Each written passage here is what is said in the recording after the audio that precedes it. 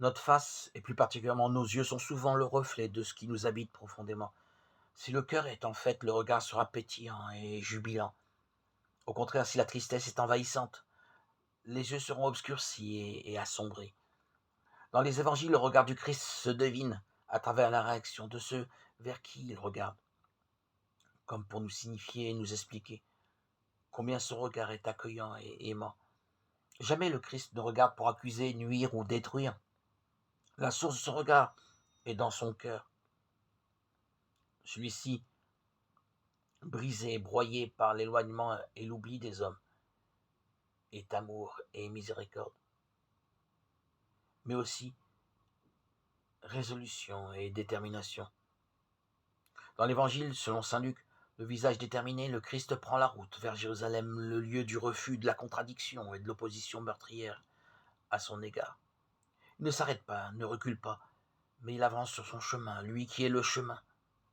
Sa détermination est posée, enracinée et ancrée. Il ne déviera pas de sa trajectoire. Sauver ceux qui sont perdus, lancés vers l'avant, le Christ marche et rencontre. Trois positionnements qui sont les nôtres. Je te suivrai partout où tu iras. Jésus écoute et discerne l'enthousiasme, mais il sait que cela ne suffit pas. Celui qui fait cette déclaration ne reçoit pas l'appel. Il le devance et ce faisant, il se met à la suite de lui-même. Or, Jésus proclame les difficultés du chemin, accepter la pauvreté, l'insécurité et aussi l'échec, ce vers quoi le Seigneur marche avec un visage endurci et déterminé. La veille de la passion du Christ, Pierre aussi annoncera qu'il suivra le Christ dans les mêmes termes.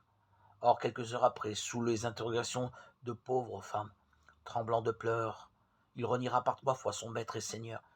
Il en va ainsi de nos élans qui sont parfois éphémères et illusoires. Il ne s'enracine pas dans un choix décidé et intégré.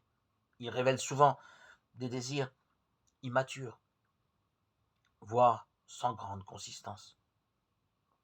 Seigneur, permets-moi d'aller d'abord enterrer mon père.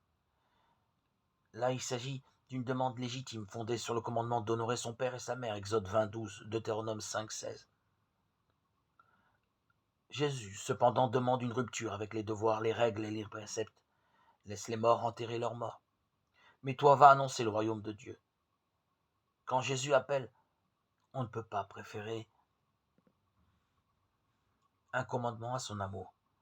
Soit on le choisit, soit on continue à rester avec les morts, avec le passé, avec les complaisances mortifères. Je te suivrai, Seigneur, mais laisse-moi d'abord faire mes adieux aux gens de ma maison. Élisée avait fait la même demande à Élie après avoir été appelé par lui, 1 Roi 19:20. Cette demande semble donc légitime.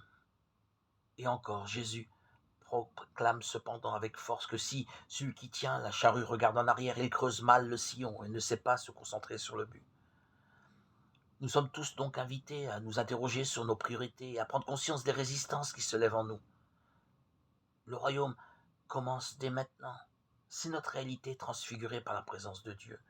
Il est au milieu de nous. Cherchons-le avec détermination et le reste nous sera donné par surcroît.